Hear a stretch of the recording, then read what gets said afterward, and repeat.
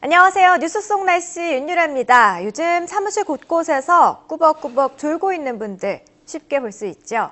따뜻한 봄날 자주 피곤해지고 오후가 되면 좀 졸립다면서 춘곤증 호소하는 사람들이 참 많은데요. 자, 그런데 이 춘곤증 40대 이상 성인의 경우 이 현상이 오래 나타난다면 건강에 이상을 알리는 신호로 의심해 볼 수 있다고 합니다. 자, 오늘은요, 춘곤증에 대해서 자세히 알아보는 시간 마련해봤습니다. 좋은가정의학과의 김흥수 원장님 함께 하십니다. 원장님 어서 오세요. 네, 안녕하세요. 자, 오늘은 춘곤증에 대해서 좀 이야기를 나눠볼 텐데요. 이거의 원인부터 좀 네. 알려주세요. 네. 추운 겨울에서 따뜻한 봄으로 바뀌는 계절 변화에 우리 몸이 따라가지 못해 생리적 부적응 현상이 생기는 것입니다.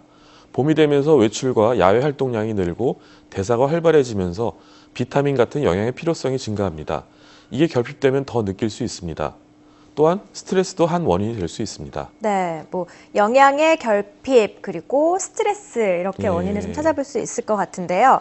자, 그렇다면은 이 병은 아니고 증상이라고 예. 하셨죠. 증상을 해결할 수 있는 방법 혹은 예방할 수 있는 방법들 있을 것 같습니다. 네. 어떤 게 있을까요? 낮에 30분 동안 땀이 날 정도의 운동을 하는 것은 수면 리듬에 도움이 됩니다. 낮잠은 가급적 안 자도록 노력하시고 자더라도 15분 이내로 제한하도록 하십시오. 네. 커피나 콜라, 홍차 같은 카페인의 섭취를 최소한을 하는 것이 좋습니다. 담배를 피우신다면 끊는 것이 좋은 수면에 도움됩니다.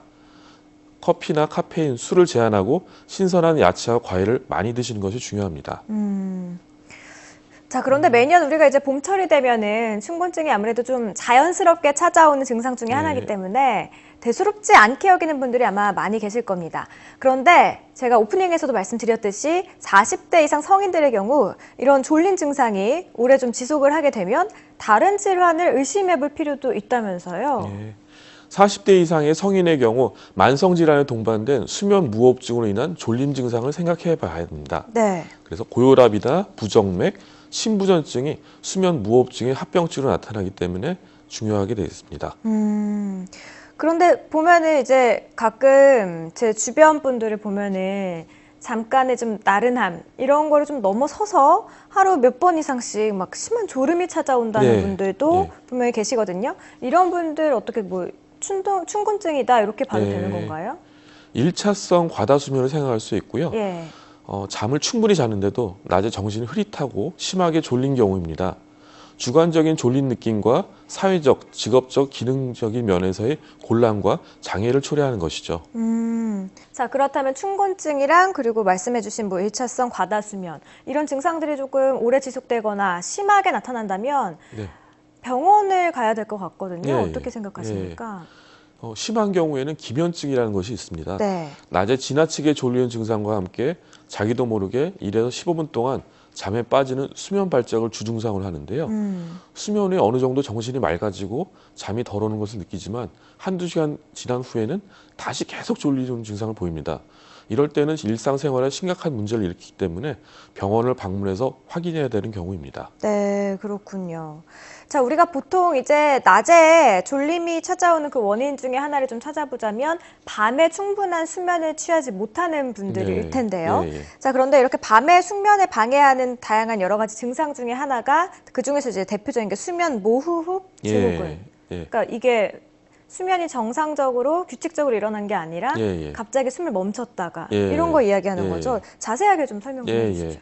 수면 무호흡 증후군은 수면 중에 호흡 곤란이 반복적으로 일어나는 경우를 말합니다. 네. 수면 당황 검사상 하룻밤에 10초 이상 호흡이 멈추는 경우가 30회 이상 나타날 때 수면 무호흡증을 진단하는데요. 대개 이런 환자들은 비만하거나 특히 목이 짧고 살이 많거나 턱이 작거나 비구강이 작거나 네. 혀가 구강에 의해 크거나 하는 등의 신체적 특성이 있기도 하지만 이러한 구조적 특성이 없어도 올 수가 있습니다. 코 고는 것과 수면 무호흡증은 밀접한 관계가 있는데요. 코를 곤다는 것은 호흡이 원활하지 않다는 뜻입니다. 코를 골다가 잠시 숨을 멈췄다가 몰아쉬는 경우가 많은데요. 코를 골 때 호흡 저하증이나 그 후 무호흡증이 계속될 가능성이 많기 때문에 코 고는 사람에서 수면 무호흡증을 의심하는 것은 무척 중요합니다. 네. 그리고 만성적인 증상과 합병증이 나타나는데요. 정신적인 면에서는 수면 과다증이 흔한 증상이며 기억력 및 집중력 감퇴, 우울증, 자기도 모르는 행동을 하거나 가끔 깜빡 정신이 없어지는 경우 등이 있을 수 있으며 신체적으로는 주로 심혈관계에 심각한 영향을 미칩니다. 고혈압, 부정맥 등이 나타나며 특히 수면 중에는 더 심해집니다. 폐동맥압의 상승과 오른쪽 심부전증이 동반할 수 있으면서 심한 경우 수면 중에 생명을 잃을 수도 있습니다.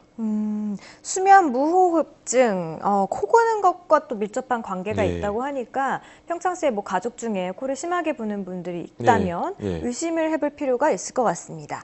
자, 그렇다면 마지막으로 우리가 이제 숙면에 취할 수 있는 효과적인 방법 어떤 게 있을까요? 건강한 수면을 위한 수면 위생요법이 제일 중요한데요. 첫째, 하루 7시간 이상 누워있거나 잠을 자지 않도록 하는 게 중요합니다. 네. 너무 오래 자거나 누우면 건강한 수면에는 방해가 됩니다. 둘째, 자는 시간 및 일어나는 시간을 정해서 이를 규칙적으로 유지하는 것이 좋습니다. 예를 들자면 11시에서 6시까지 정하거나 혹은 12시에서 7시까지 정하거나 하는 것이 중요하고요. 원장님 같은 경우는 어떻게 하세요? 저는 아무리 늦게 자도 아침 7시에는 꼭 일어납니다. 규칙적인 생활. 예. 네. 세 번째는요? 누워있는 것은 잠을 자는 것과 동일하다고 생각하셔가지고요. 네.